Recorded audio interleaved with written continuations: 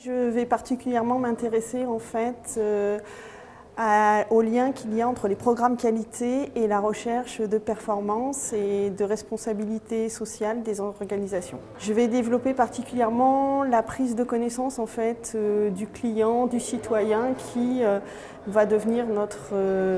client de demain et donc qui oblige la Poste à se repenser sur les usages, sur l'offre de ses produits. En fait, outre les changements, on va dire, techniques et technologiques dans l'offre de produits, donc passer par exemple du courrier papier à une offre de service numérique, on travaille aussi en fait sur aller au-delà en fait de la satisfaction du client, au-delà en fait de simplement répondre à ses besoins, c'est vraiment créer une relation, une fidélité avec notre client qui fait que notre client sera engagé vis-à-vis de notre groupe et surtout de la marque La Poste. La qualité dans le numérique, en fait, on travaille beaucoup sur la connaissance du client, donc les implications entre on va dire développement social, sociétal, écologique et surtout la place en fait du client, du français en fait dans la société et du coup on offre des produits qui vont correspondre aux nouveaux besoins de sécurité en fait des données personnelles. On peut parler par exemple du coffre-fort numérique. On va aussi travailler par exemple sur l'offre de téléphonie mobile par exemple ou d'accès à Internet, ce qu'on n'avait pas à une époque.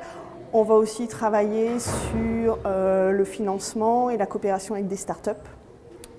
entre autres. Je pense qu'il y aura quand même toujours une part de l'offre qui sera papier, parce que je pense que si on revient au client et qu'on pense au client en fait vis-à-vis de la personne, de sa personnalité, des émotions, il y a toujours avec le papier, le courrier, quelque chose qui va être de l'émotionnel, donc on aura toujours une partie de la clientèle particulière ou entreprise qui va dire moi je veux fidéliser, je veux communiquer sur quelque chose qui est très émotionnel. Du coup on aura toujours une offre, on va dire l'offre de base. Par contre sur le numérique, on peut imaginer, je sais pas, la Poste peut-être fournisseur d'accès, on a déjà notre marque La Poste Mobile. On peut aussi parler par exemple de la Poste comme l'intermédiaire pour la carte de santé, la carte vitale en fait, avec les dossiers médicaux dématérialisés. Donc c'est-à-dire que ce ne sera plus forcément un professionnel de santé ou une administration publique qui ouvrira cette carte,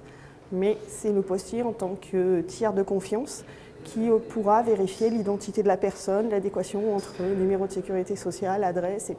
et personne en face d'elle pour créer cette carte unique.